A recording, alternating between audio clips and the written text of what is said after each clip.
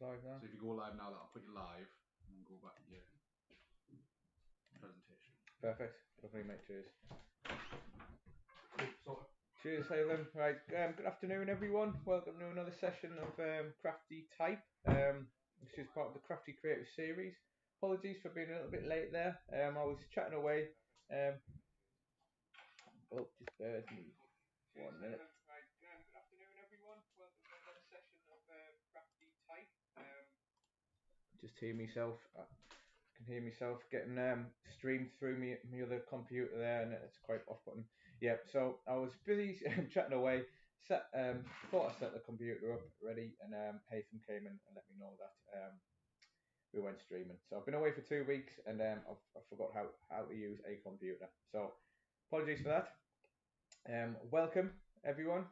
It's really good to be back. I've had a nice couple of weeks off, visiting the Big Smoke. It was the London Design Festival last week, so I had a good look around to see what new bits of new designs that were out there. Saw some really cool things, and I'm really energized to be back here with you guys this week.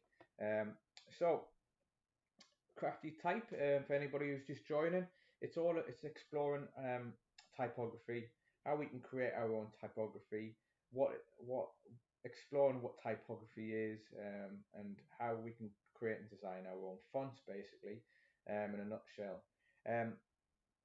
In preparation for today's session, I've also looked at some really cool, easy to use programs that are available online that are a little bit easier than what we've explored to date. And I'm really excited to show you these because you can generate your own fonts very quickly and easily, and that's what we're going to look at today. All right, so let's blast through my little presentation. This presentation, by the way, is going to be available on our YouTube descriptions. The link to download this if you want to access this presentation, and the links that are on it. So please feel free to download that. That'll be available in the description on our YouTube channel once this video and stream is finished. What else can you expect this week? I think that's about it. Yeah, we're going to explore 2 new programs, online programs that is available for free for you. I've got a really cool video to show you. But let's start off by looking at some of the our criteria for putting on these free sessions. So we've got an online enrollment form, which is a new form that we've developed over the last couple of months. Please fill this in, guys, because it helps us get more funding to put on free courses like this for you. And these courses are funded by the Community Fund.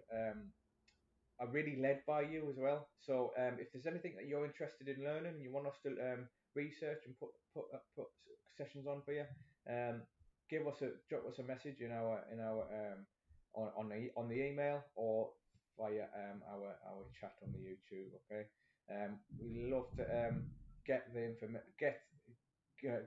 reach out to the learners and create really interesting content. So if you've got anything that you're interested in learning, if we can do that, we will try and put some short courses together for you. Okay, so this is the enrollment form. Please fill this in. It's just got your basic information there, and just go through the form. It should take no more than 5 minutes. Okay, so just click the link on the presentation. It'll take you to that. Okay, we also got end of session survey, which looks a little bit like this. It's online. Again, some basic information, and then just basically rating the session and gauging your level of interest and how if you think your knowledge is improved. Okay, and this is really helpful for us tutors here at Media Savvy, so we can monitor our engagement and make sure that we're teaching and getting across key information and key content and making sure it's enjoyable for you guys. Okay, so this is important for us as well and for you moving forward as a learner. Okay, so that's today's sessions. That's the forms. Okay, as you may know, the Crafty Creative series is part of is the wider series of sessions that we're putting on, and we've done one a few weeks ago called Crafty Illustrations, where we looked at different elements of illustration and how we can go about using digital imaging to create our own illustrations. That was one course, a 6-week course in that. And then we're embarking on another 6-week course on typography, and we're on the second session of that one today. Okay, so you haven't missed much. We've had a taster session where I'll give you an overview. We had it 2 weeks ago. We had session 1 where we explored some of the basic ideas of typography, and now we're looking at how we can dive right in there really, and learn how to create our own fonts. Doing the research for this has been really interesting, and it's been great for me as a learner myself.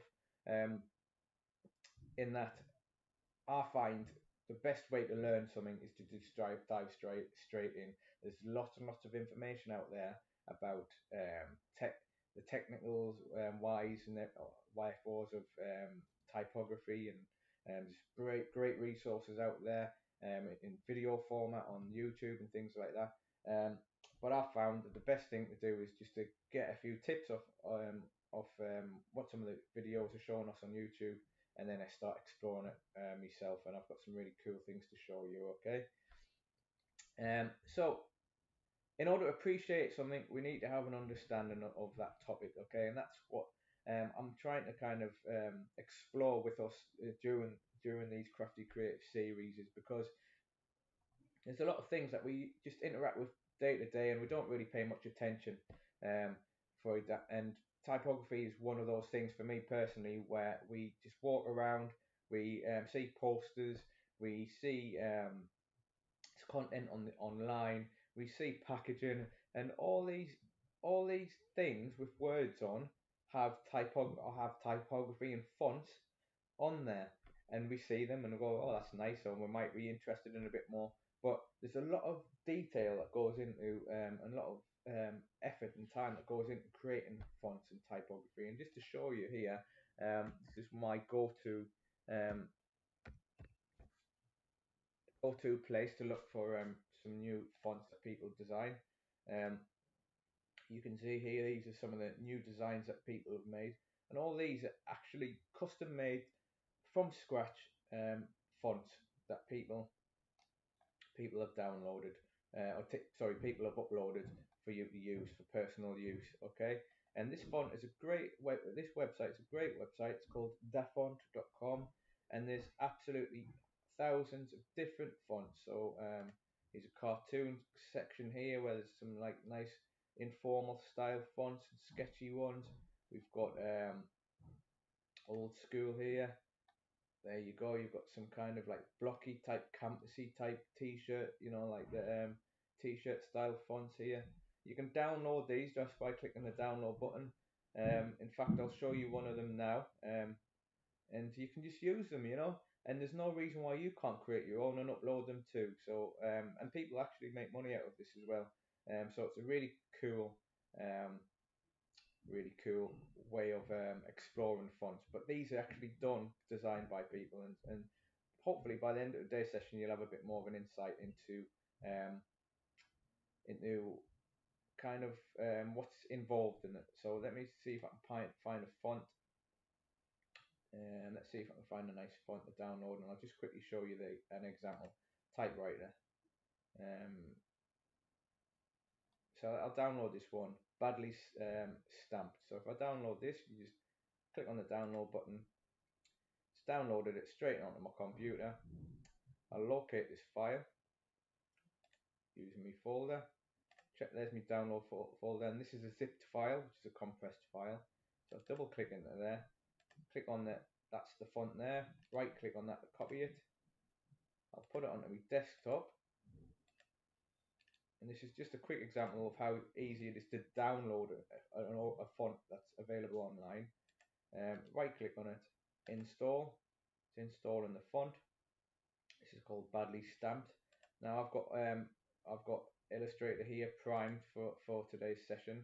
So I'm just gonna put put some text in here. Now I'm gonna type something. What's it called? Badly sampled. Oh, stamp. Sorry. And I'll just put the font size up. Now this is not a lesson in how to use Illustrator, but it's just really purely to give you the example of how we can download fonts onto the computer. Okay, so this could be Illustrator, this could be Photoshop, this could be Word, whatever. Okay, so there's badly stamped. I've typed that in there. If I locate that font now, there it is there installed, and that's that font there. Took not even a minute to do, and that's what you can do. You know, there's absolutely thousands, like I say, on this website, and plenty others available there. All you need to do is type in free fonts to download or something like that. Like I say, it's for personal use. Some of them are for commercial use and are free as well. So if you've got a business, you're starting a business, and the fonts that are on your computer aren't that great, then feel free to have a look at these. But just be careful, guys. It has to be free for personal or commercial use. And if you're using them for commercial use, so if you're designing your own logo or you're designing a flyer, and it's free for commercial use, sometimes the author, the person who's designed that font, might want you to just give them a little like kind of acknowledgement that you're using their font. Okay, or you can buy them as well. Okay, so font's really interesting, and I'm going to try and show you some of the ways that I've learned how we can create our own fonts. Okay, I just got one video I would like to show you before we move on, and it just gives you a quick overview, catches us up to where we were, what we've covered over the last 2 weeks, I guess, and then we'll quickly have a little look at what we've done for the newcomers, and then I think we'll all should be up to speed, and I'll show you exactly where we'll be picking up for today's session. Okay, so this is where we're on session 2. We're going to have a look at guides and overshoots today. We're going to look at some easy ways of creating our own fonts. Okay, what we've done before is we looked at the history of fonts in session 1, guidelines and the importance of using them, serif and sans serif fonts, and the taster, which was a few weeks ago. Right, so let's quickly have a look at this video. Just want to quickly show you this. Typography. It's everywhere we look. In the books we read, on the websites we visit, even in everyday life, on street signs, bumper stickers, and product packaging. Simply put, typography is the style or appearance of text. It can also refer to the art of working with text, something you probably do all the time if you create documents or other projects for work, school, or yourself. Typography can be an intimidating subject, but it doesn't have to be. You only need to know a little to make a big difference in the stuff you do every day. So let's get started. First, some common types of fonts and what you need to know about them. Serif fonts have little strokes called serifs attached to the main part of the letter. Because of their classic look, they're a good choice for more traditional projects.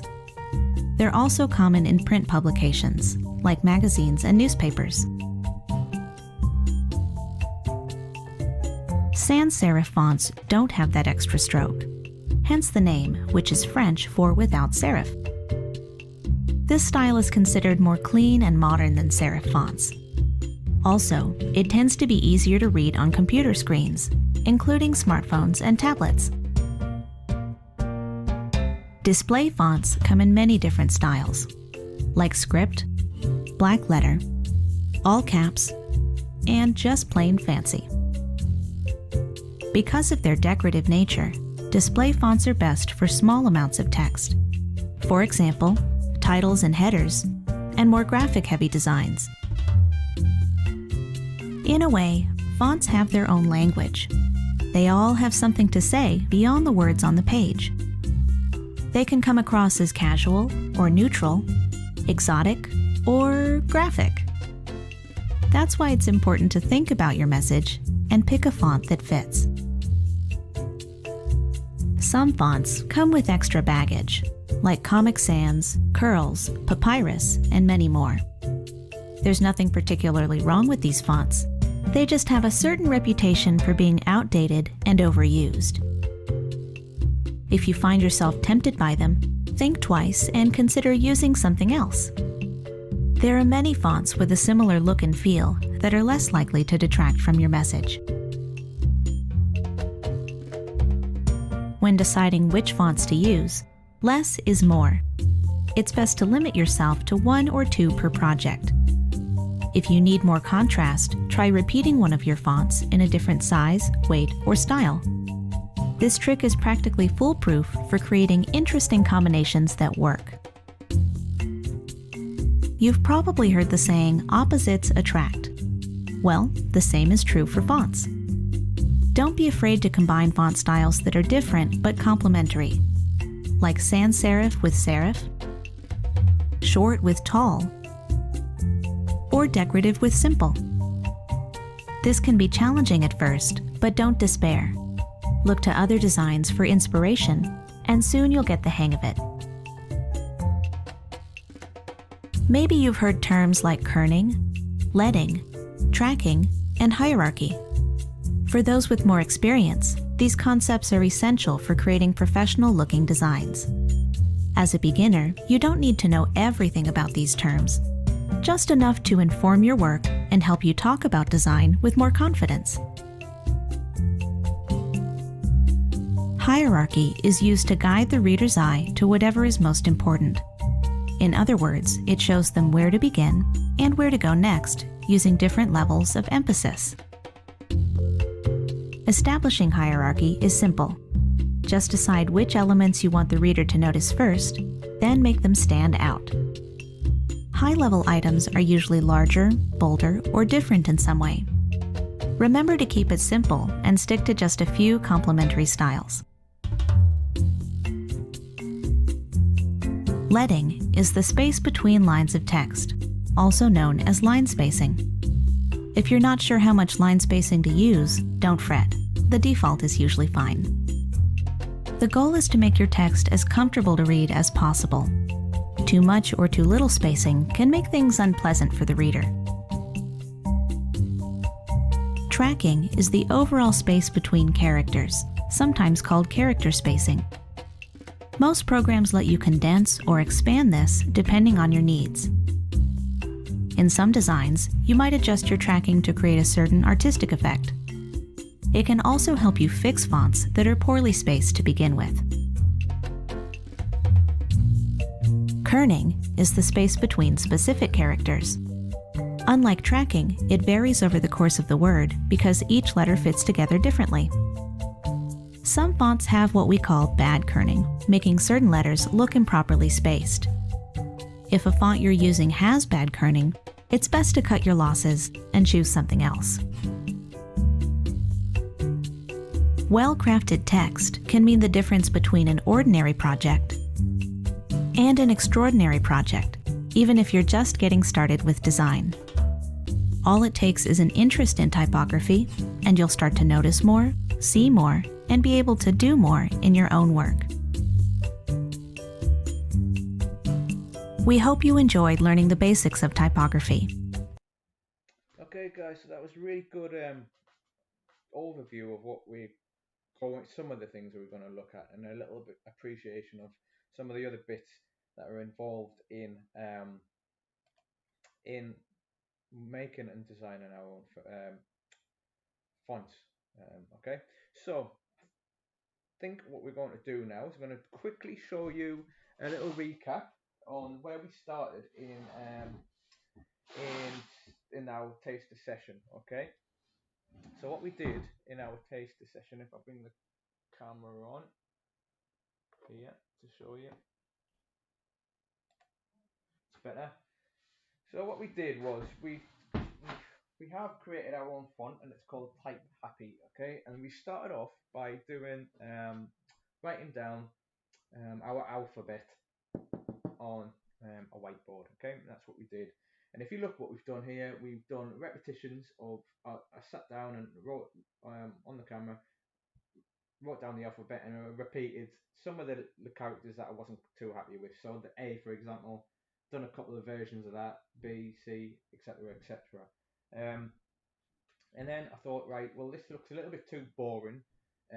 So what can I do to like kind of improve it and make it a little bit better? Because I'm sure I could find something very, very similar to that on any of the font websites. So I decided to create some little emojis that at the bottom, okay, and I decided to put these emojis around the the the the letters to create this kind of fun, happy little kind of style, if you like. What I did do after that was I took a photograph of this. I put the image into onto the computer, and then I digitized this and converted it into a digital file, and then separated out all the letters that I really wanted to use. So I started from A, worked my way to Z, and then pulled out the individual letters that I wanted to use to create my full alphabet in uppercase. And then I then used a font program called Fontforge, which is an excellent bit of kit. It's available to download for free, and created my own font from there. And you've got lots of different controls in there, and it's quite an advanced bit package. But from its basic form, you can create your own font, which we have. That font is available to download now, and you can have a play around with that. One thing I did find with using Fontforge, and I'll show you what the program looks like now. Actually, while I'm chatting about it, I'll just quickly change my scene so you can see what's on my screen. One thing I did find with Fontforge is being a learner, a new learner to creating fonts. There's lots and lots of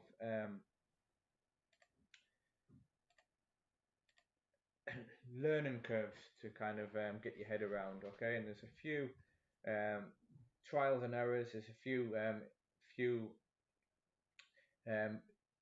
Google searching to find out what the errors are and things like that. I found because there's a lot of different ways to create the font, but let me just try and bring this up for you. Sorry.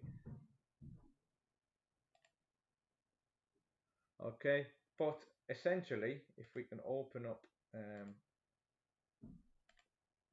the font, essentially you assign each of the letters to each of the character strikes or key strikes, and then you can export them into one font package. Okay, so I found this really useful. It's a good learning curve, but I did find for a beginner it took some perseverance. Okay, so I then got me thinking, right, where can we go from this? And because basically for a learner like yourself, I just want to dive in and I want to create some fonts. I want to have a bit, I want to get creative, and I don't want to get hung up with all the technical stuff.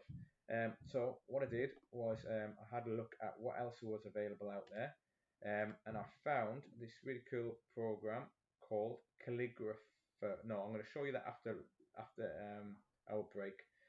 I found this really cool website called Fontstruct, and I'm going to show you that now. So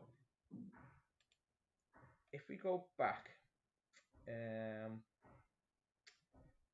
this link here is going to take. I'm not going to show you it now, but this link here, if you want to download this folder, download this file, this presentation, this link takes you to this guy who talks you through some of the ways you can create your own fonts and what the paid versions are, what the free versions are. So I watched this video, got a couple of tips, and then try to use 2 of the 3 packages that he's suggesting, and that's what we're going to look at doing today's session. Okay, so this is calligraphy, which we're going to look at in the next half of the session. But Fontstruct is a really cool basic font creation website.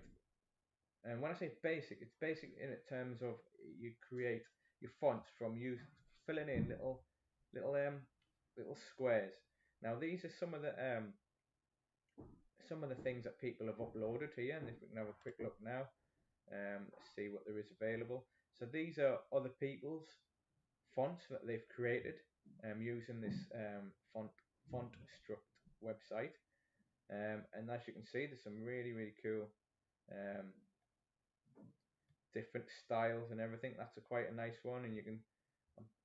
I haven't tried downloading them yet, but let's have a look, see what happens if I can see if I can download it. Yes, you can. Look, there's a download button there. There's a user agreement. Free for everyday desktop use. So let's download this file.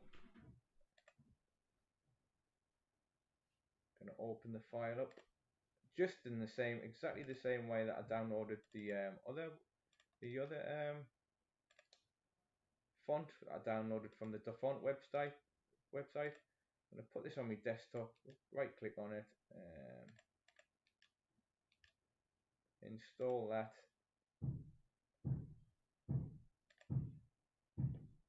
I'm going to change this to whatever that was called,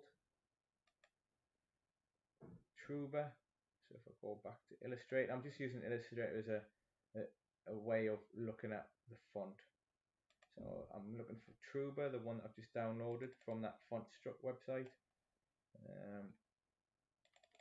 Maybe if I type it in.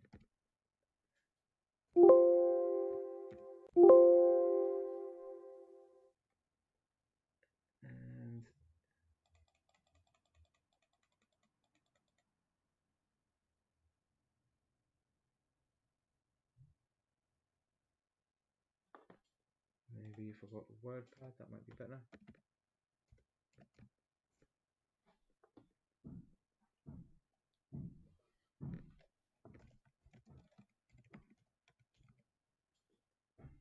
Just typing this in, make this a little bit bigger so you can see. Let's see if we can find the font. T.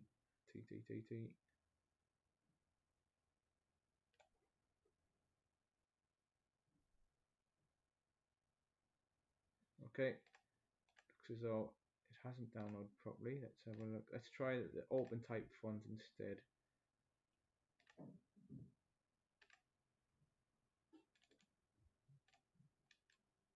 Might be down to the font type. Paste that in. Right click. Install. Yes. Replace it.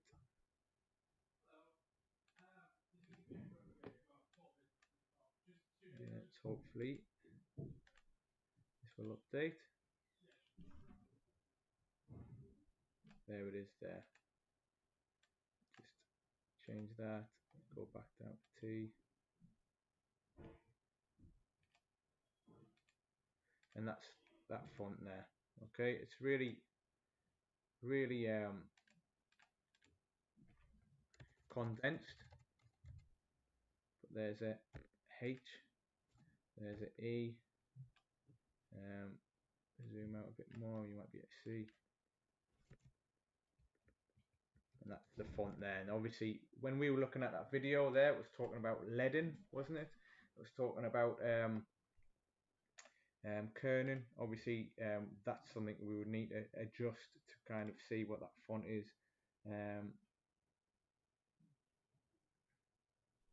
So that's an example of downloading something from this website here. Somebody else's font, and as you can see, everything is really tightly packed together. Okay, but let's try, say, download this one. Let's see if this will make any difference. Download that.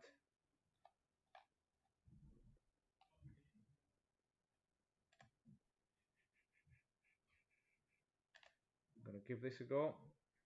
File, show in folder, right click, copy that.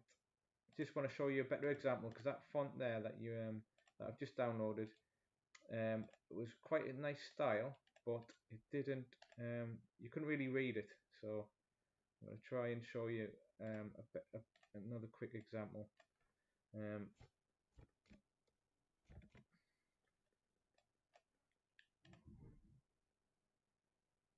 that was Holt, I think it was H.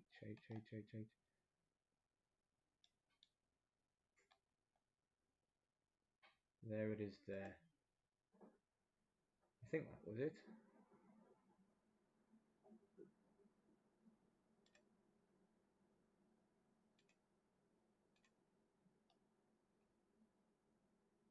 No, Harrowing Walt.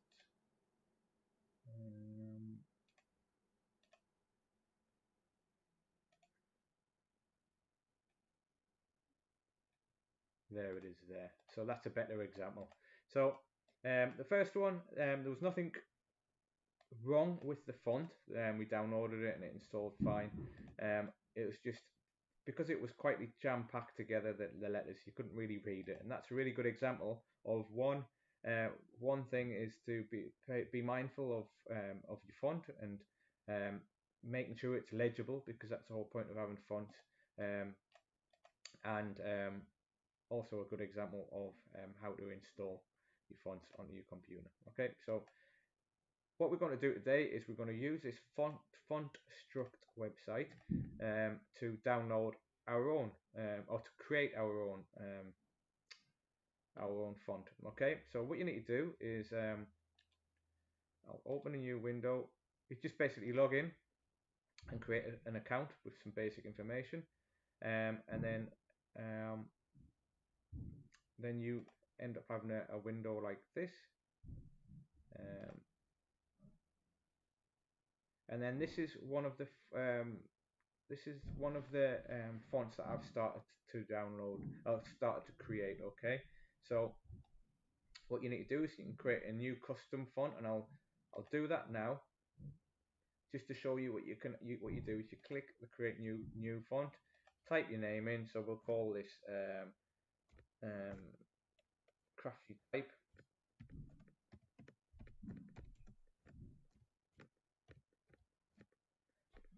and then start font structing is the button that you press. Excuse me, and this is what you can expect to see. Okay, and what we've got here is we've got our basic shapes. This is the most important part of what we are looking at here. Okay, so you've got some buttons up here which they're not really that important at the minute. You've got the basic shapes, and you use these basic shapes to fill in these boxes, these grids, to create your own font. Okay, so you've got normal blocks there. A normal block, if you just click that, it'll create that it'll fill in that square. If you want a circle, diagonal, so on and so forth. You've got curves here. If you click on that, it'll give you like a little curve, rounded edge, and things like that. Okay, but as you can see, you can get really creative with these blocks, and I found it quite therapeutic having to play around with these, and it's basically color by square type thing, really, and it's quite therapeutic to create your own different designs. So these are your basic shapes on the left hand side here. At the bottom here, you've got your alphabet from A to Z, and then uppercase and lowercase. You've got a space here, and then you've got your numbers, letters, and all your symbols. Okay, and all you do is basically you start from A, or start wherever you want, but if you click on the letter that you want, A, is what I'm going to do. I'm going to just delete all this because I don't. And then what you do is you've got a zoom button there to zoom in and out. And we zoom out slightly. You can see the baseline here, and what you can do is you can just start filling in your letters. Okay, so you can draw up. Oh, excuse me. Let's just get rid of that a minute. So what you can do is, if let's say we're going to use the squares for now, just until we get used to it, and you can color in all these by just clicking on each square or clicking and holding, and just drawing up. And I'm just going to do an A just to show you. I'm just going to color in all these, and then I'm going to do that, and that's my A. Okay, it's there's a blue line there for you. You have it right up against. And then you've got a baseline there. So that's A done. You go to B, you do the same. But what you can do is, if you're creating your own style, then you can use this selection button here. So that's the pen tool here, allows you to fill in each square. You've also got the block tool here that allows you to draw big groups. Then you've got a diagonal button that allows you to draw diagonals. And then you've got an eraser button here, so you can erase each corner. You can click and drag and select each one. Okay, the selection tool is very useful because what you can do, if, like I said, if you're creating your own style, is you can copy this and base the next letter on this one. Okay, and what I've found when I've created my own fonts using this program is it's so easy once you get started, because a lot of the letters are very similar. Okay, so what I'm going to do now is I'm going to select this by clicking and holding and just selecting the letter. You can't right click on here, you have to go to menu, and if you click on menu and edit and copy, that'll copy that selection there. And then you go to B, go to menu again, edit and paste, and there's A. You've copied that letter A into the B key strike. Okay, and then what we need to do then is then modify that so it looks like a B. Okay, we might want to get rid of that bottom one. Okay, we might want to get rid of that there and that there to make it look a bit more like a B. And if we go back to A, let's draw that line in up there and get rid of the bottom bit, because that's what we did with the B. So the A and B look very similar now. And then you would just go along doing that for all the characters. Okay, all the letters. So once you've done that, you'll end up looking. I'll save this. Once you've make sure you keep on saving your works. Just click save. This is all online. You don't need to download anything. Once you've done that, you'll end up with this. So this is one I've made earlier, if you like, just to show you, just to speed up that process a bit. Okay, so there's my A. Everything in dark grey is the ones that I've done. B, C, D, etc, etc. Okay, so I left a couple out because I wanted to show you some of the most complicated ones. So here's W, for example. I haven't done W yet, but what I'm going to use my V for a W. Okay, and like I did on the other example, I'm going to select the whole lot here by using the selection button. Menu, edit, copy, go to my W, and then I'm going to paste that in. Okay, so what I need to do now is really need to change that to another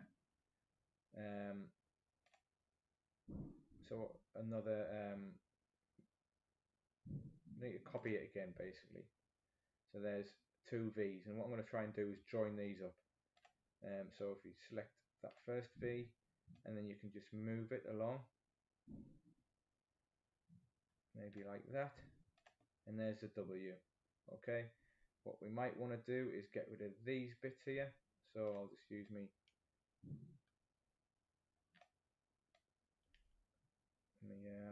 rubber, get rid of that, maybe get rid of that one there, and there's a W. It could be tweaked a little bit more, but I'll tell you what, to get rid of that one there. That looks alright for now. So there's a W done. Now, Y is a little bit more complicated, but we've got an X. I've done an X earlier this morning, so I'm going to use the base, the top part of the X. I'm going to copy the entire thing. In fact, I don't need to do that. Another way of doing it is just take the bit that I want. So I'll take this bit, I'm going to copy that. I'm going to go to Y, paste that in.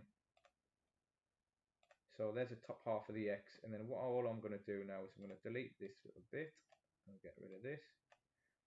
Maybe go again there and there, and then I'm going to put a little stem to make me Y, and there we go. Okay, now this is a capital Y. Yeah, that looks all right. And then we've got Z.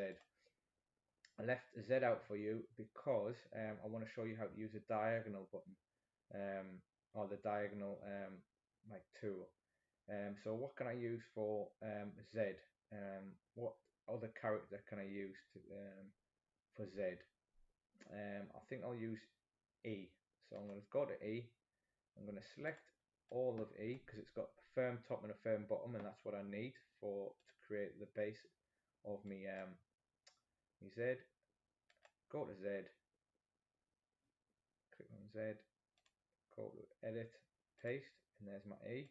Now I get rid of the bits I don't need. So I don't need the middle bits, so I'll get rid of those. I'll get rid of those. And then the Z, all you do is click on the diagonal button and draw your diagonal. Now that's a little bit light for the font style that we're trying to create. So then just keep on using the diagonal until you get roughly what you're after. Okay, remember you can use your colouring in there as well.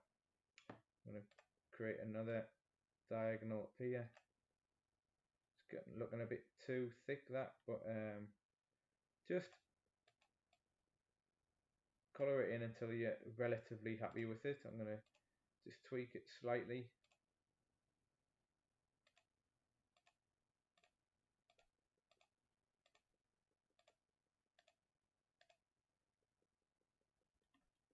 Okay, you can undo as well by going edit and undo, and that'll do for now. I mean, it doesn't look perfect, but that looks all right for now. And I'll put a little couple of dots up there as well to try and enhance it. And most of my other letters have got that little piece missing out in the top corner, so I'll do the same there for that Z. And I'll do the same for the bottom like I have for the D, so I'll just get rid of that bit there. That looks alright. Okay, it's not perfect, but it looks alright. So I'm not going to repeat the whole process for the rest of the lowercase, but what I will do is I'm just going to do one of them. Okay, I'm going to do A, because what the idea is, it's a family. What we're doing is we're creating a family. Okay, and the family needs family of fonts, and they need to look similar to each other. So what we need to do is say, for example, let's say we're going to use B because it's an easier one. Let's say we can take the L, for example. We can copy L like we have in the previous examples. Edit, copy, go to B, paste that in, edit, menu, edit, paste. And then what we'll do is we're going to create our B. So we're just going to fill that in like that. Okay, and then maybe just do that. So basically you're using each letter to kind of as a base for the new one, just to try and keep that consistency. Now that we've got the B, you can easily do the A because A is very similar. So if you go to menu, copy, A, menu, so you don't need to start from A and work your way along, just whatever works best for you. Then we can create the top bit here. Well, actually A is a little bit smaller, so what I can do is create 2 lines there instead. Get rid of that, and that could be probably our A if you do a fancy A. Or we could I'm going to copy this, copy, edit, paste. I'm just going to do it. That's a fancy A. I'm not too sure the technical term for that. And we're going to do just a normal one. So we'll get rid of these.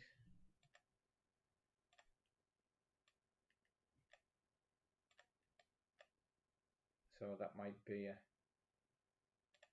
better example of doing a smaller A. Okay, so there's two different ways of doing it there, and then you just obviously go along and do your different variations.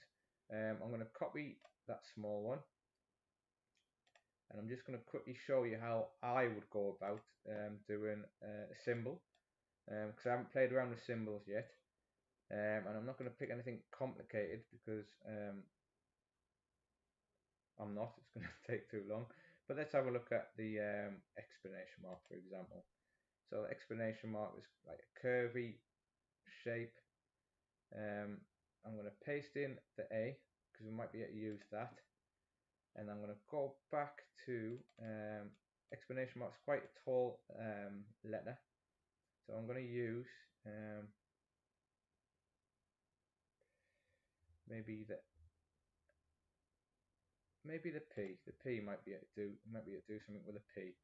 So if you select the whole thing, edit, copy, go to our explanation. Sorry, there question mark is the one I'm using, not the exclamation mark.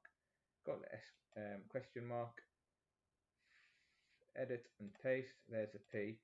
Now I'm just using these two letters here as the base of the base of the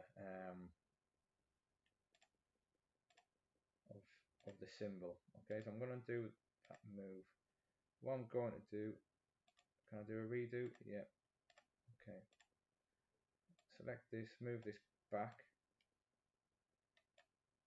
move that up, and all I'm doing is selecting the whole thing, all the things that I want to move, and just selecting them by holding down my left mouse button, selecting what I want, and then I'm moving them about. Okay, that's all I'm doing. So the question mark, I'm going to get rid of this bit. It's looking a bit like a question mark, and get rid of the bottom bit.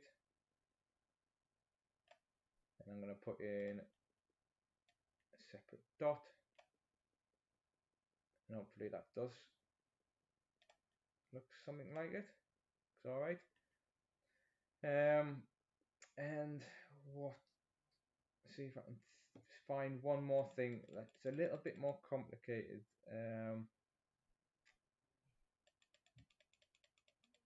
I'm going to use this again as another example. I'm going to show you another couple of features that they have to in this program to manipulate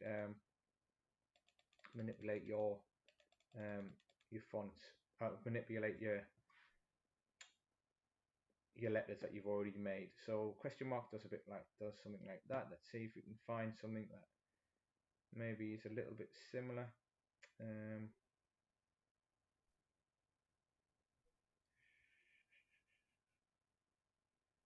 Okay, I'm going to use the F because the F is very similar, I think.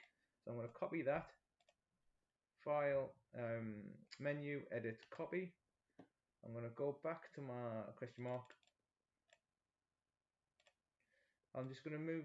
Oh, it's asking me to save, so I better save. Move that out of the way.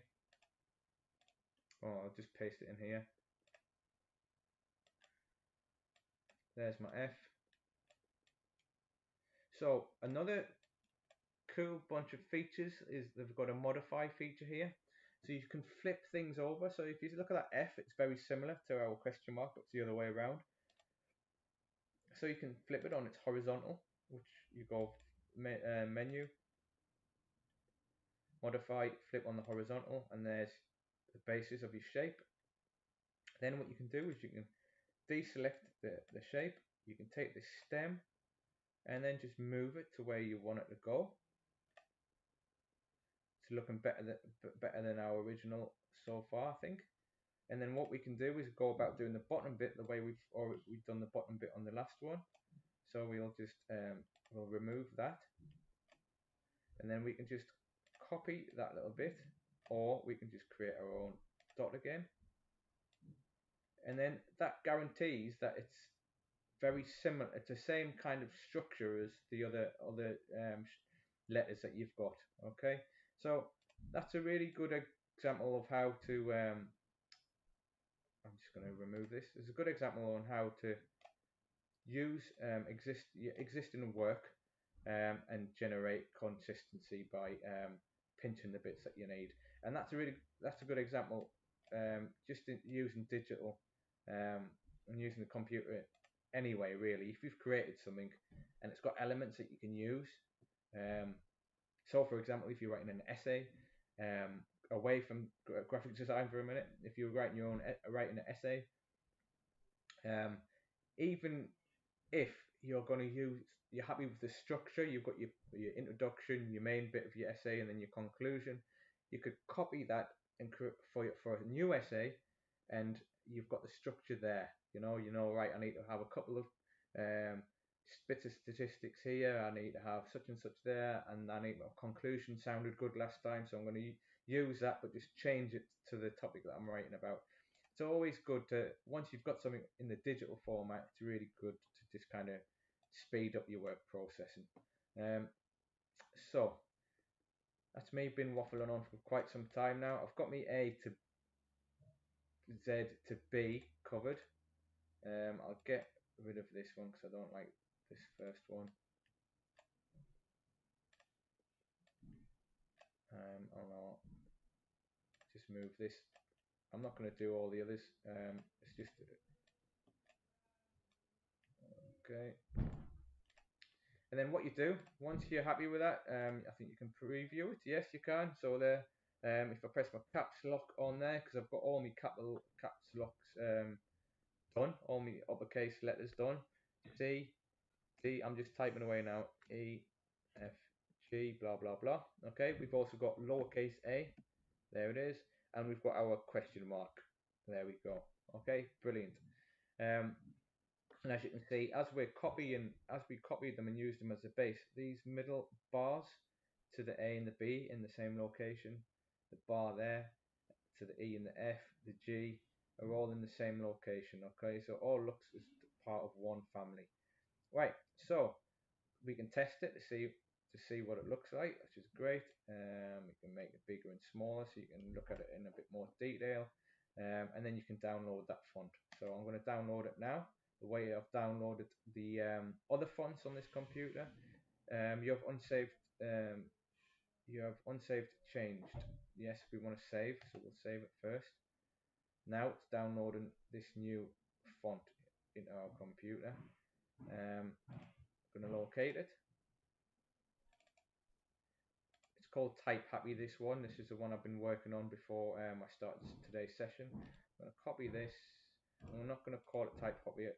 I'm going to copy it. I'm going to put it on my desktop the way I have done with the other ones. Now this is me just being quick and probably a bit messy, putting my fonts on my desktop. But what I would do if you got a little gathering a little library of fonts, I would create a folder either on your desktop or somewhere on your computer that has all your fonts in one place, not scattered all over the place like mine, so it's easy to find them. But I'm just doing it for quickness, just to show you guys. This is Typography font, the one that I've just downloaded. I'm going to change this to Fontstruct. Guys, we're going to have a little break in about 5 minutes time. 10 minutes. Okay, we usually do it halfway through the session. It's just looking at the time now, it's just gone 2, so we're gonna have a break in a minute once I've showed you what this looks like once we've installed it. Okay, so I've called this new font that I've just been creating here, this one I've called it Fontstruct because that's what this website's called. If I go back to my desktop, right click and install it, should be installed on our computer now. For some reason, Illustrator needs to be like kind of restarted to get the font in. Sometimes it doesn't. So I'm not going to preview it in Illustrator, but WordPad usually seems to instantly install the new font. So if we locate the font name, it was Fontstruct. font.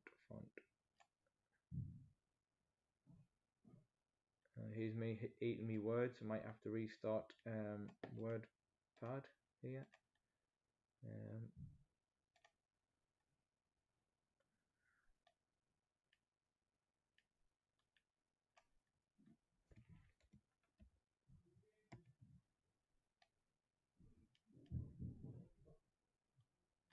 Okay, no problem. Just close this, don't save. Go to WordPad again. Hopefully that'll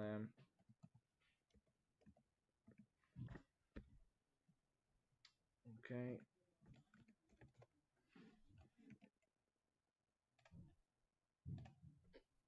And it was called Fontstruct. Let's see if we can find it.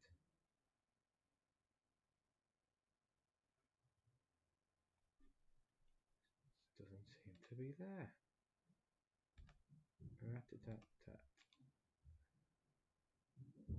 Install Typography. Ah, right. Okay, I've got you. Okay, do you want to? Okay.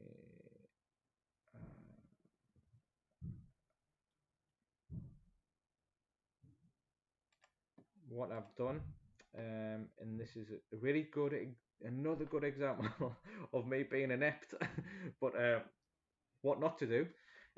Just because I've changed the name of that file there doesn't mean that's what it's called. That's just what you can see. But the actual font title is called Type Happy Regular.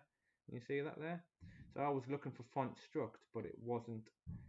I saved over my original font that I already had on me installed on my computer. So what you need to do here, guys, is let's have a look. If you go to my Fontstruct, there's my Type Happy here. Okay, maybe if I go to View Settings and Edit, can I edit that there? Yes, I can. So if I call this Fontstruct instead, this is the name of the file on.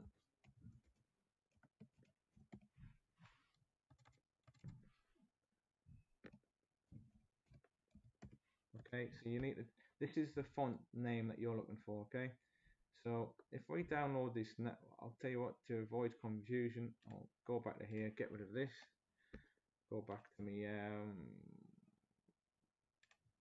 to that, get rid of that, download it again.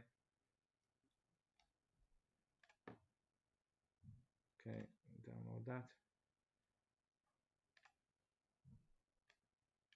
Show and folder, double click, copy this, back to my desktop, paste that in there. There it is there. But if we hover over it now, the actual title is called Fontstruct Regular, and that's what we want. Okay, so if I install that now, it's installing. And then if I go to my WordPad, that should have loaded in now. Let's have a look.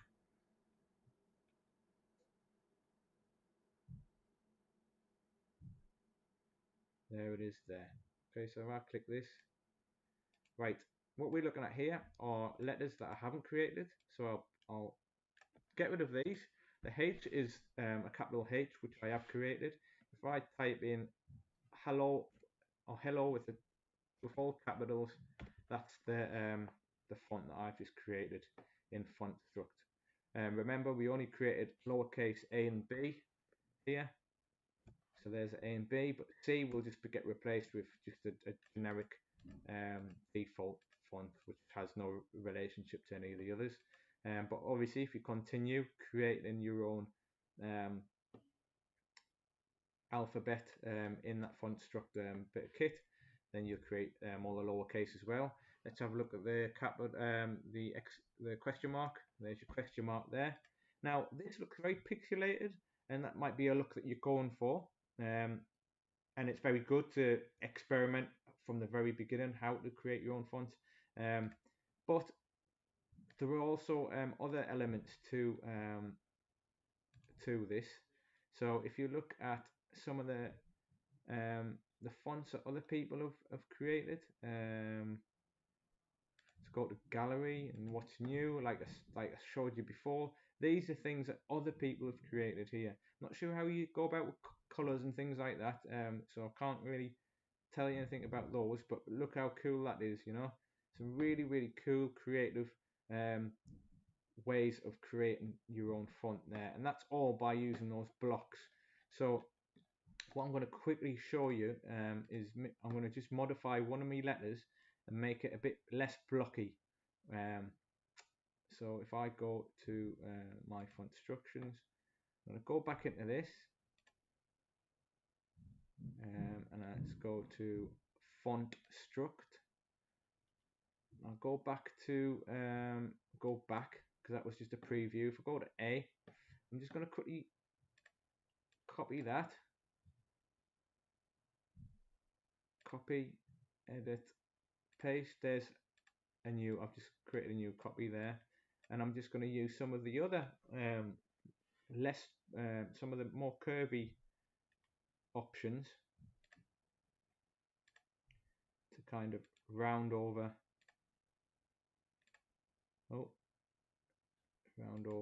the and you see how you can round over the and there's another one there for smaller ones. Edit, undo. You can put little inner round overs here, so there and there, for example. There, oh, wrong one.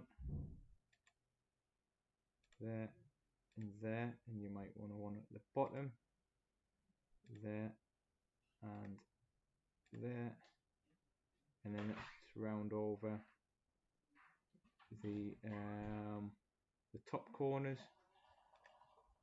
There and there. Okay, so you can see how that is completely changed. It still looks a bit blocky because of the style. We're only editing the small sections here, but you can see how you can transform that there by changing the different styles of bricks that there are in the little library there.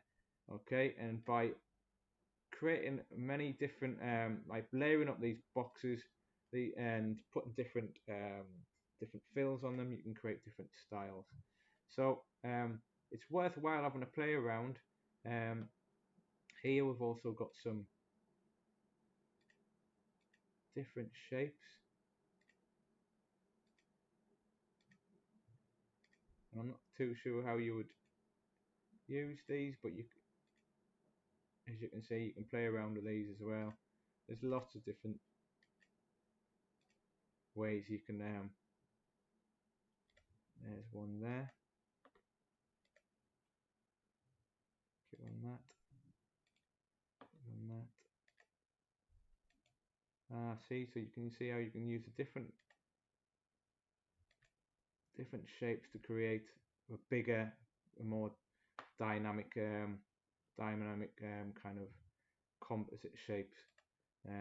So it's worthwhile playing around with, and it's really good to get your teeth stuck into creating your own fonts. That's Fontstruct, and I would really I think it's really good if you're looking for a bit of like kind of color by numbers therapy, a bit like, you know, those adult coloring books. This is really good here because you can use all these different blocks here to create your different shapes and your different letters, and it's very easy to use, and I haven't come across any problems with using this bit of software. So what we're going to have a look at after the break, guys, we're going to have a look at a different program which is a bit more freehand, a bit more based on freehand anyway, and this is called Calligrapher, and this is what it looks like. Okay, so we're going to have a break for 10 minutes. I'm going to come back at 20 past 2, and I'm going to show you Calligrapher and how easy this is to use based on some of the fonts that the letters that we created before. Okay, guys, so we're going to have a little break for now, and I'll see you back at 20 past. Okay, see you in a bit.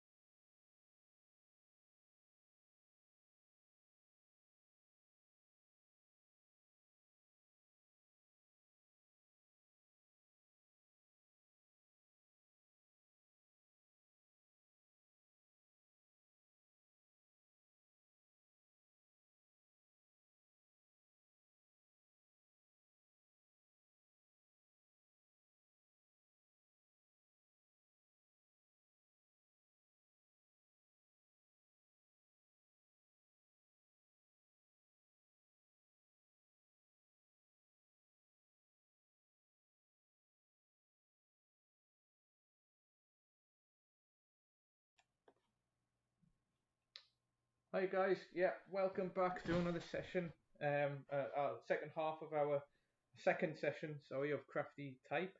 I'm your tutor Leon, and what we've been looking at in the first half of our session is how we can quickly and easily create and design and create our own fonts, basically using one really quick and easy online resource called Fontstruct, and I'm just going to quickly show the guys who haven't been with us in session one what that looks like. So Fontstruct is this is a website here. You create your account and you basically use it's a grid system where you fill in each of the squares in black to form your different letters, and that's what we've done here. And you just copy and paste some of the copy and paste similar letters together and modify them until you get exactly what you're looking for there.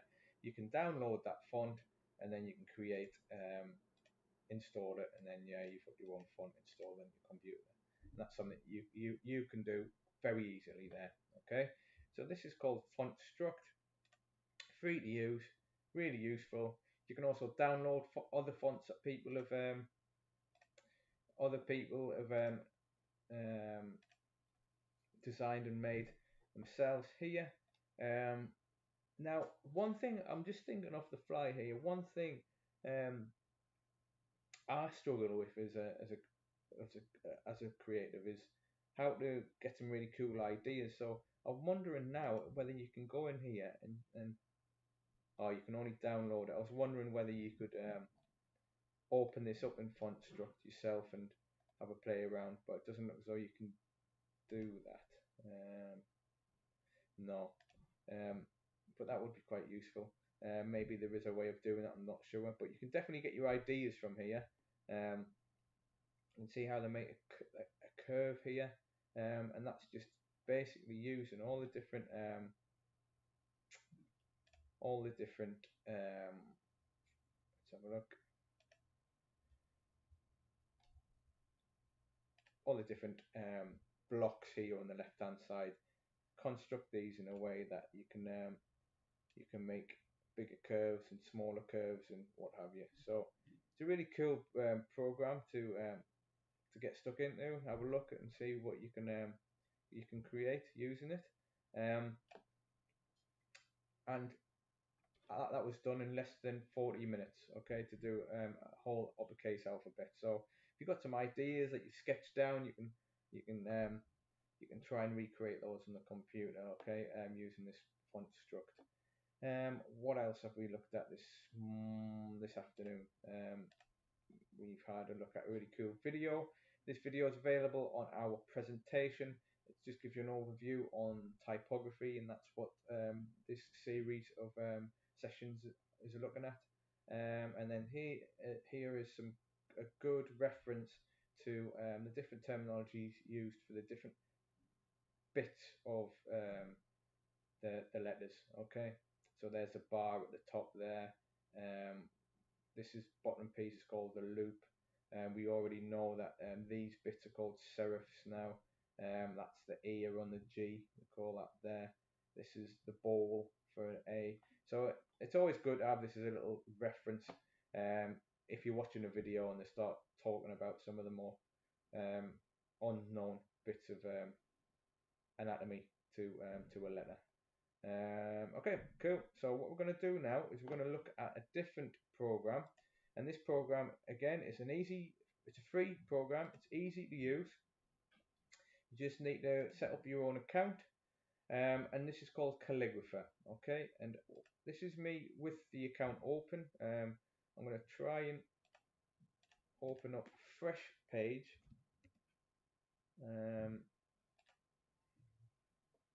There, so it looks like this when you log in. There is different pricing structures, but me being as tight as I am, I always like to use free things. But there's the comparison there. It's quite easy to follow. But the limitations are you've got a maximum of 75 characters, which isn't a big deal really when you're considering consider that you've got 26 per upper and 26 per lower. Maximum variance for each character randomized to, and then there's quite a few other bits and pieces here, but a way around this one, a way around the maximum number of characters out, you could just create a different font. So if you want to create type happy font, for example, you might have uppercase, and then you might put lowercase under a different kind of file, and then you might do all the symbols and everything under a different one. So you could have you'd effectively have three different fonts that you would download and install into your computer. But that's a way around that. But it's free. It's free. If you're just starting out, it's a great software to use. Now,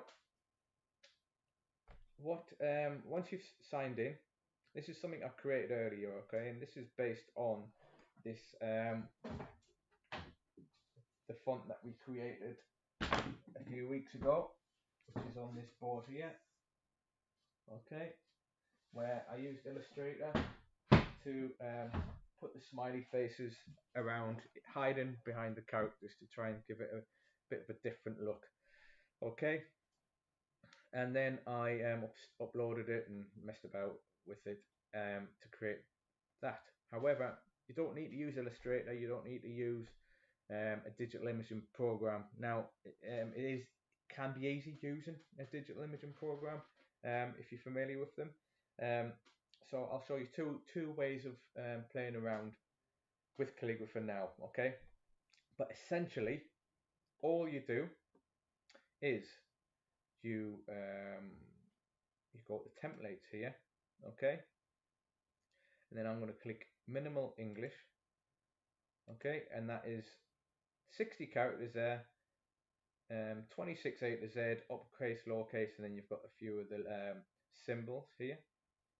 That should get you away really for what you would need. And like I say, if you needed another one, you would just upload another bunch of characters, call it a different name. You also have some arbitrary characters that you might want to use. I'm not sure why you would, but I'm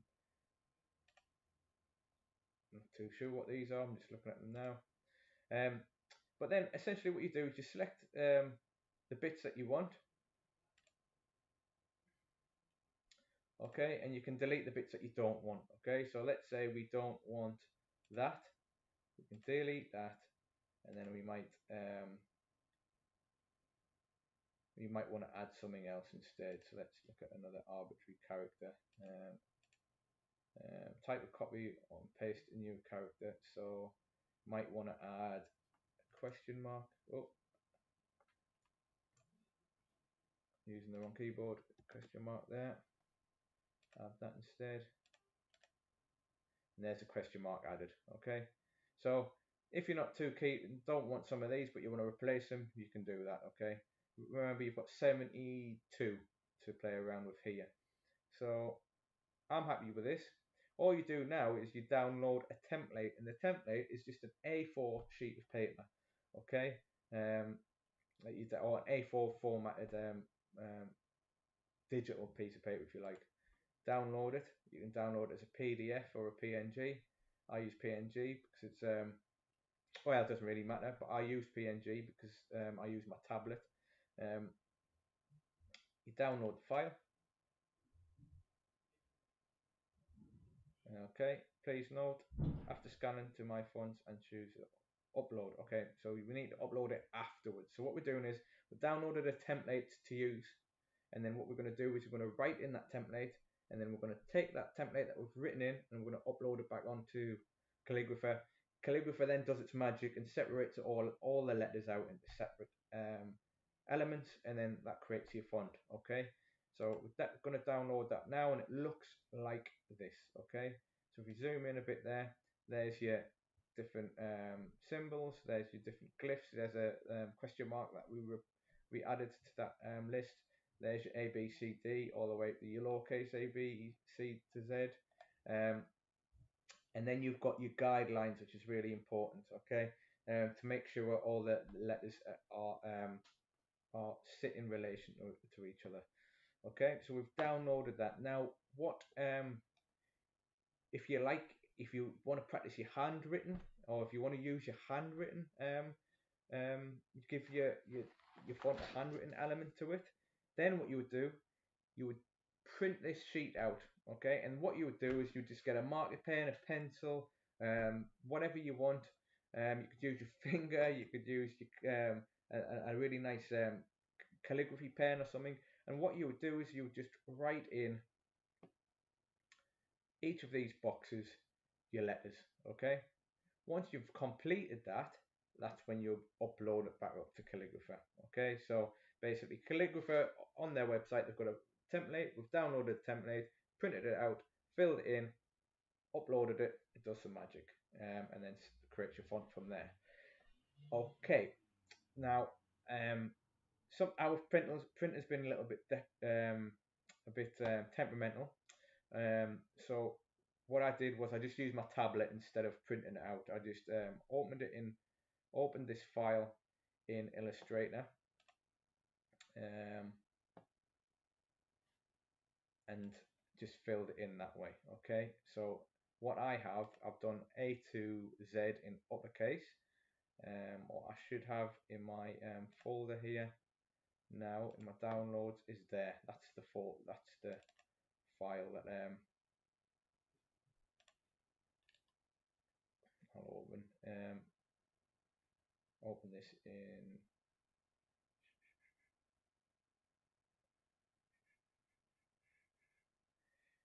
this in photos. Hopefully will that work? Yes. Because it's PNG, it's sitting on a black and white sheet. It looks like this, but it's just because the white is transparent and the black lines are not. So that's why it looks a bit like this. If I open this in Illustrator, there you go. Okay, so that's me filling it in with me tablet, just to demonstrate how you would write this if you were printing out and writing by hand. Okay, but in Illustrator it's exactly the same as well, guys. So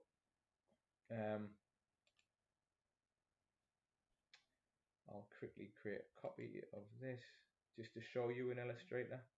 Actually, no, I won't. So this is filled in by hand. We'll do it in two processes. This is filled in by hand. What we do then is we go back to the Calligrapher website. Okay, just going to close that. I'm going to close this. Okay, click OK. So what we need to do now is, if we had that piece of paper that we hand wrote our letters on, what you would do is you go to upload. Okay, now what I would do if you're printing by hand, guys, is I'll print out a few pages. Okay, a few different variations, a few different blank pages, so you can practice. Okay, because you might have a few letters that you're not happy with, and if you're not using a pencil and you can't rub it out, then you might have 5 different sheets, and then you can scan all those in, and you can play around with it that way. Okay, so I'll print a few separate sheets, and then just practice, and then when you've got your final sheet that you're happy with, you can upload that. Now, my fonts. So what we need to do now is click upload template, and what we're doing is we're uploading the completed template. So you've downloaded it, you filled the form in, fill the template in with handwriting the letters. You then scan it back in to the computer, so that template is then scanned back into the computer, or you can just take a picture. Then you need to locate that file. There's that file there for me. Click open, and I've just called it calligrapher font. Okay, upload to template, and there we are. Okay, it's separated all the individual letters out into individual keystrokes there. Okay, got 26 glyphs, so 26 different symbols or letters, okay? And then we're going to add characters to my font. Let's see what we do there. So let's build font, cancel that.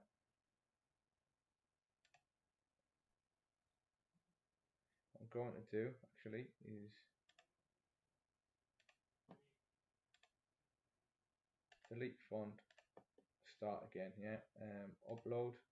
What was happening there was I've already had a font that was sitting there, which was that Typography font, and it was mixing them together. So I'll do it from scratch so you can see exactly what I'm talking about. Upload my template. There we go. Add characters to my font. There we are now. Okay, that's it done. So then what we need to do is we need to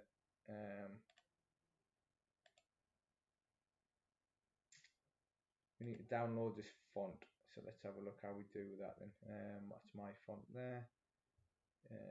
My fonts, edit font details, font. I'll call this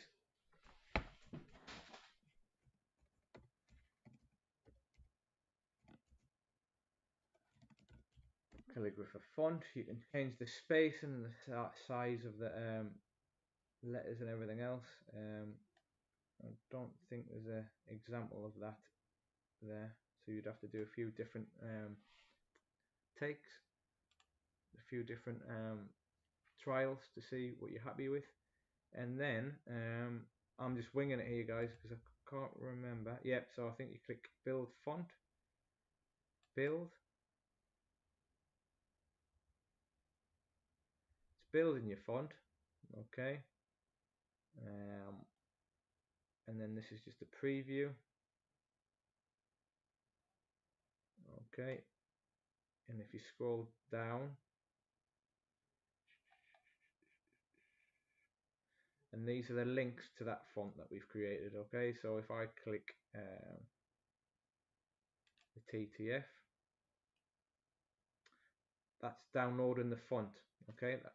That's downloading this font that I've just uploaded to the computer. So if I go and find it, the computer, put this, I'm going to copy it, put it on my desktop like I have the others.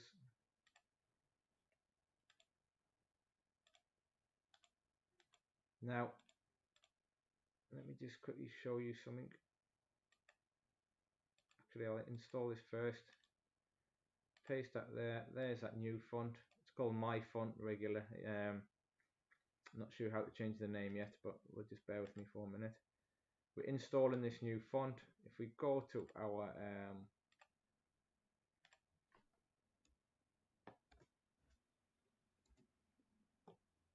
WordPad document, just to preview what was our font, on uppercase.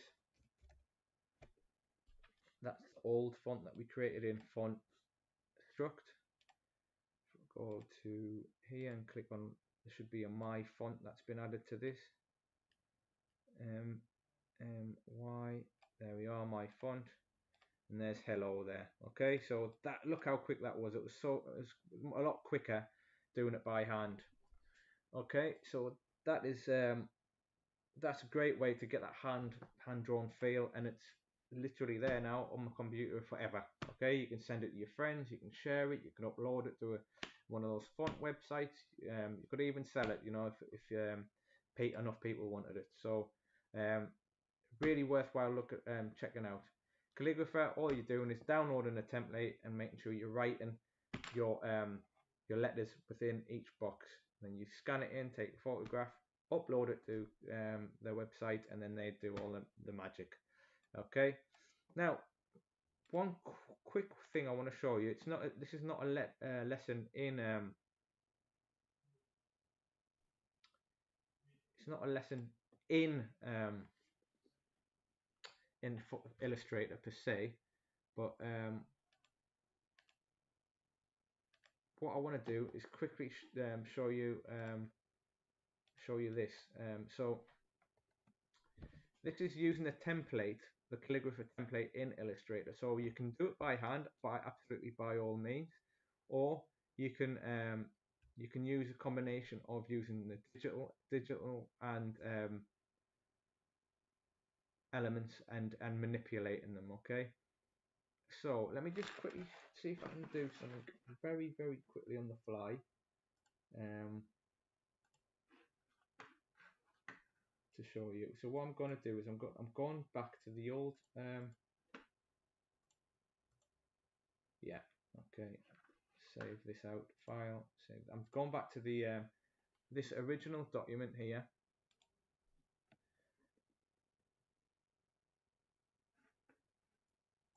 and I'm going to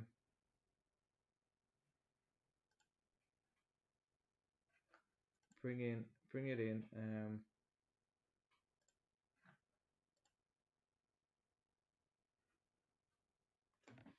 send it to myself.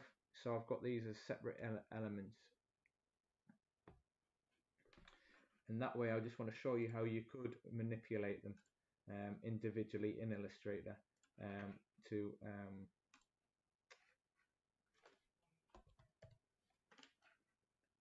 tweak them using the digital program. Okay, so just bear with me 1 minute.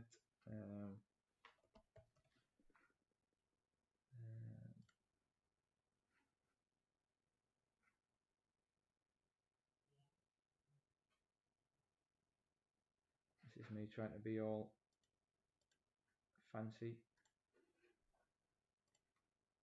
and on the fly, but it's just going to take a minute.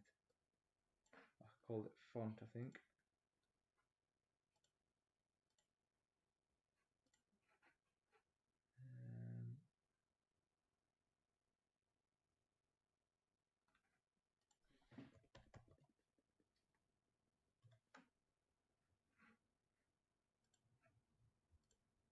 Okay, let's it'll take a bit of a take a minute to show you with this text. So what we'll do is we'll just use this as an example. Okay, so once you've brought your if you're using Illustrator or a digital program, remember what you can do from last time is you can create you can scan in those shapes. So if I you can open them out, you can trace those shapes using the live trace image trace function. Okay, and let's see what we can do just quickly to show you. And I'm just going to use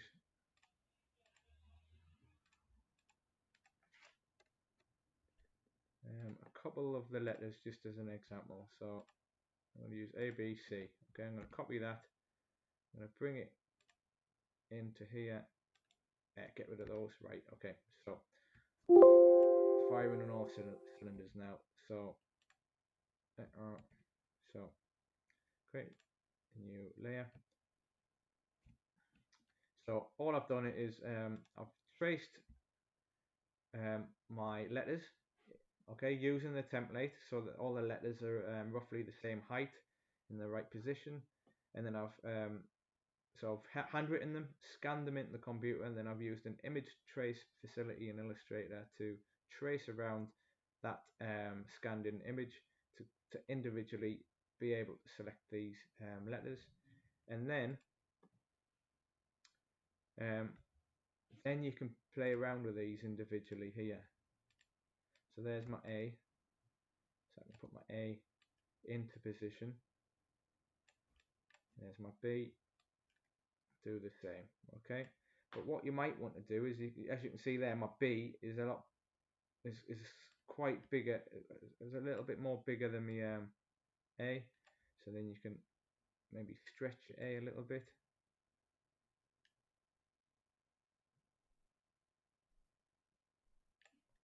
You might want to stretch the B a little bit as well, and you can do the same with the C. And here I've got some guidelines already set up, so you can really manipulate those elements. And then what you would do is you go File, you would go to Export, change that as a JPEG or a PNG. There's your JPEG there.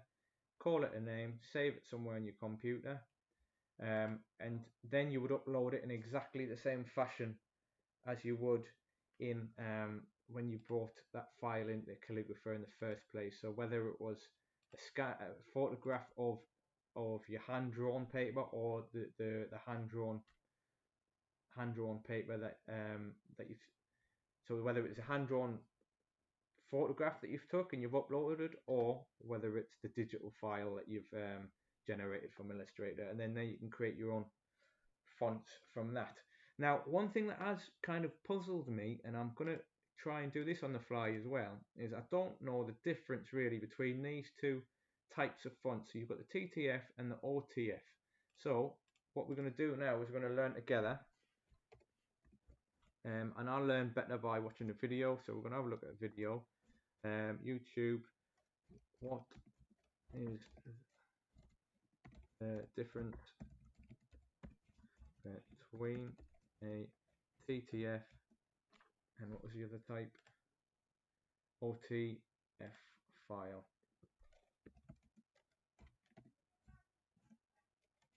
Let's have a look.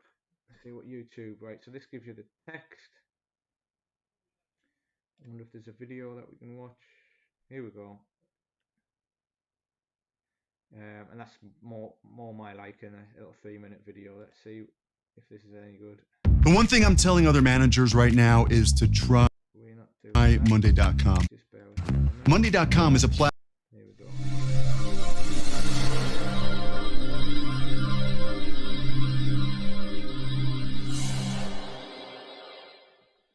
Morning, YouTubers. So here it's about 8 a.m. At your place it might be like 2 a.m. and you're facing this difficult issue and you just want to get out of the office.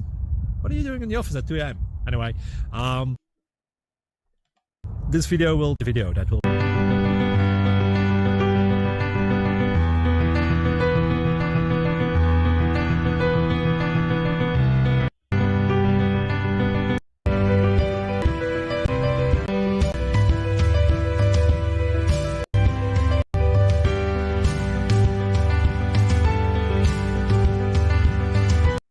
Okay, wasn't very good.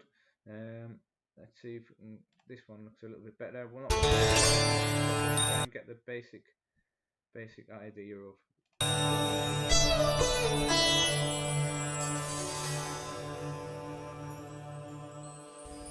Today the most used font formats are TrueType and OpenType, but many, if not most, type users have misconceptions about these terms. Outdated Windows format that should be avoided if possible.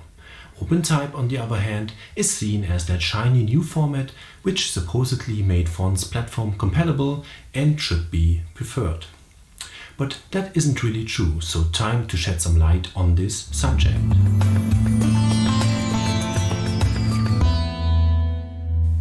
Despite what some people think, TrueType is not a Windows thing.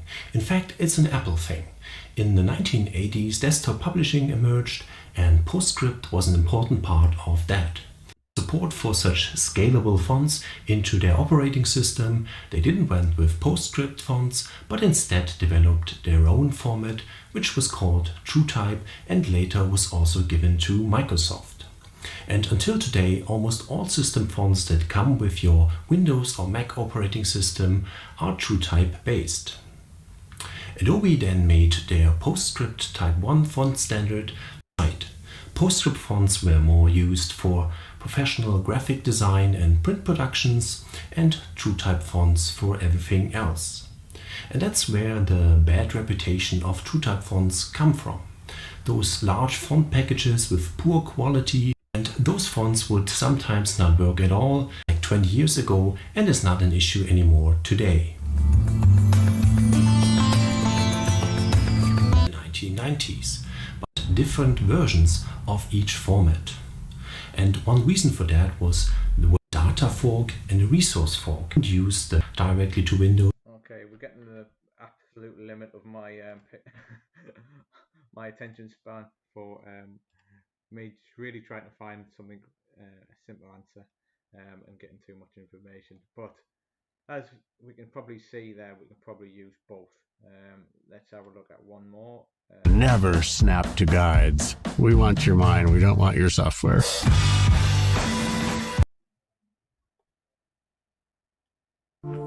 Hi and welcome to Tonya Creates. My name is Tonya Edit. In today's video, we'll be talking about TrueType fonts and OpenType fonts, what the differences are, and how you can dive in. What is TrueType?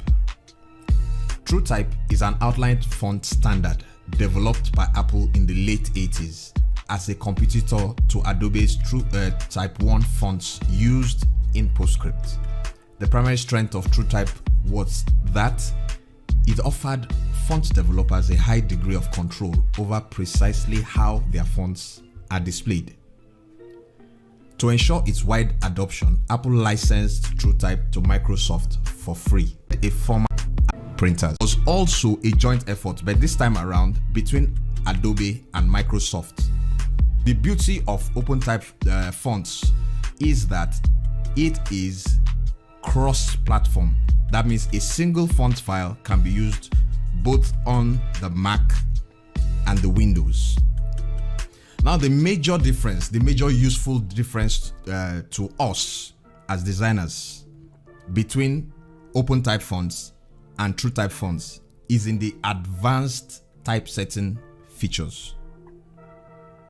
Okay guys, so by the looks of things, without going in any more in-depth research, OpenType fonts is probably what you want to look be downloading. Both seem to work, but especially from my experimentation. But it's saying here that it's good for more curvy type glyphs or fonts, old style features, and ligatures and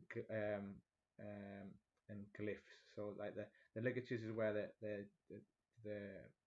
two texts, two letters or glyphs come together. So let's give you an example. So as you can see here, so it's like where two or more are combined. So that F and I is combined to look like this. Another common one is T, where the two T's are put together. There's office there. Flirt, FL, where the F and the L fit together, or go together. And I think there we go, F and I, that's put together to form that. And then you're looking at opening a can of worms here to other styles of ligatures. Okay, so basically, open type fonts is seems to be good for that, and that's as much as research as I'm going to go into for that. If you're interested in that, there is obviously a lot of research out there, but just play around with them, guys. If one works better than the other, then obviously just use that. If your one doesn't work, then obviously you need to experiment with the other type. But every platform I've used so far, including Fontstruct and Calligraphy, offer both.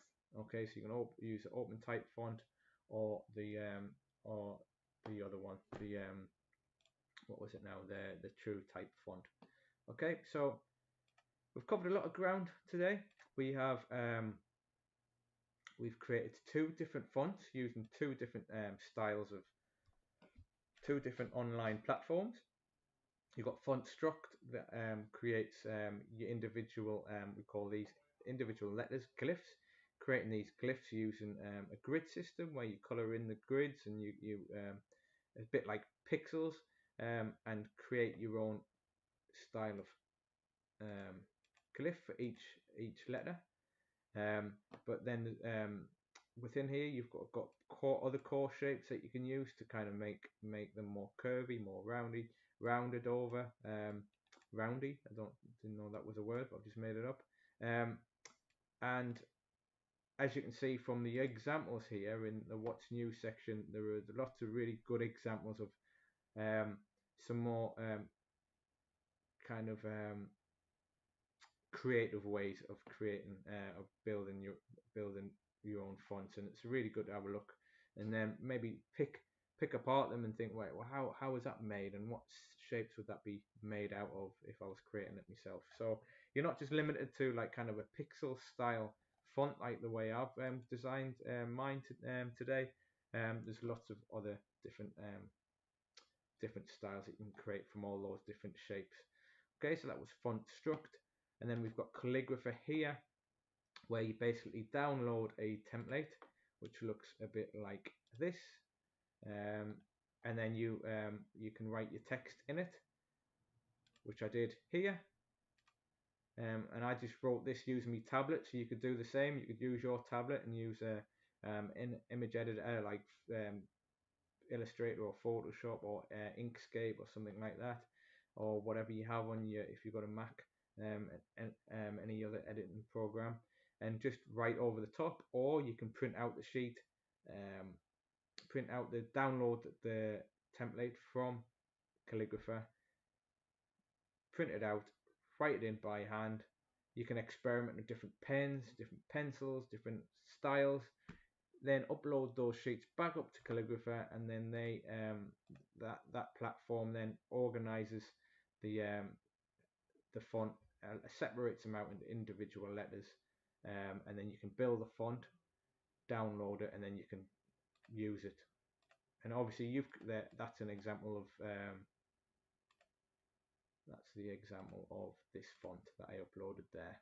Okay, and obviously if you created it yourself, you're the author, you can do whatever you like with it. And then if you're downloading them, you just need to be careful. Just have a look what the usage restrictions are, and that's very easy to find out. And if you just go on to one of the websites that I use quite often, which I showed you at the beginning of the session today, in the top right hand corner it tells you they're free for personal use. And if you want to use them for commercial use, I think there is a commercial section which is also free as well. Let's have a look. Some of the commercial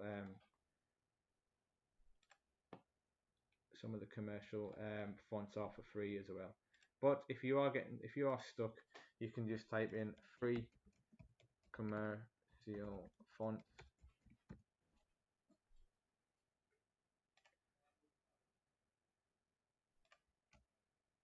Yeah, it's just part of the search there. So there's some free. This is a discussion here.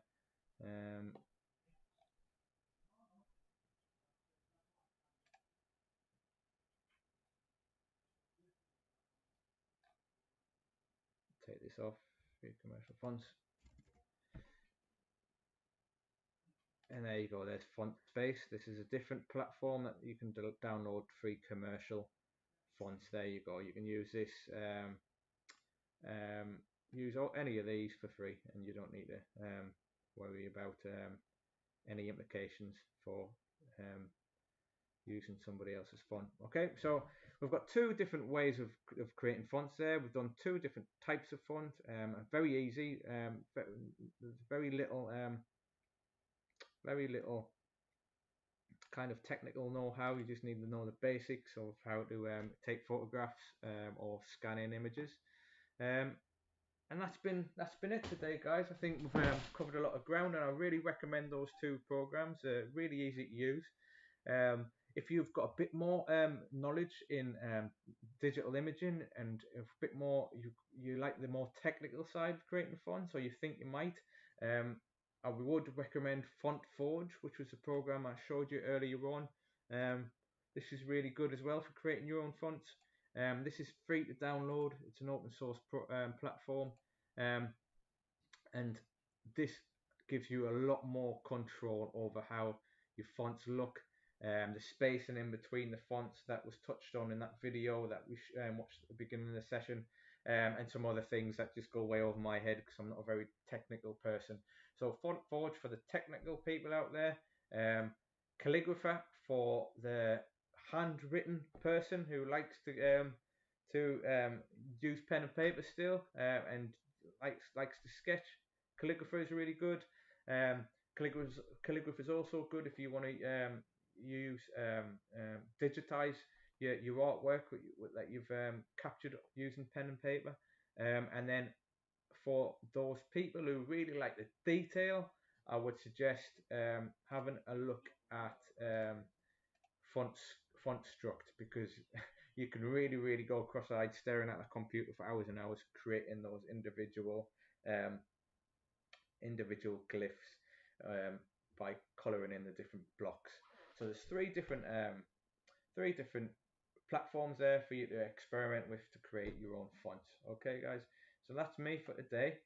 We're going to move on next week. I'm not sure where we're going to go next week. If you've got any suggestions, please let me know. But I think what we'll try and do is we'll try and apply a bit more theory to our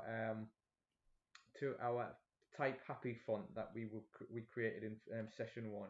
So this is a Type Happy font that we've created already with a little smiley face. So we're going to probably look at a bit more theory to not too much theory, mind, because I'm not a big details person, but we'll look at some of the theory towards what makes a good font. See if we can change our Type Happy font a little bit to maybe fit in within the parameters of what the experts are saying, and then we'll see what other kind of exciting bits and pieces are out there in the world, all to do with typography and fonts. All right, so that's me for today. If you've got any questions, please email me. You've got my email. This will be made available here. There's my email, and this presentation will be made available on our YouTube video, which will be available to download. I'll also put those new fonts that we were playing around with today and what we created. I'll upload those as well, and make those available for you to download and have a look at yourself. And until next time, guys, have a good weekend, and I'll see you on next Thursday. Okay, have a good one, and thanks very much.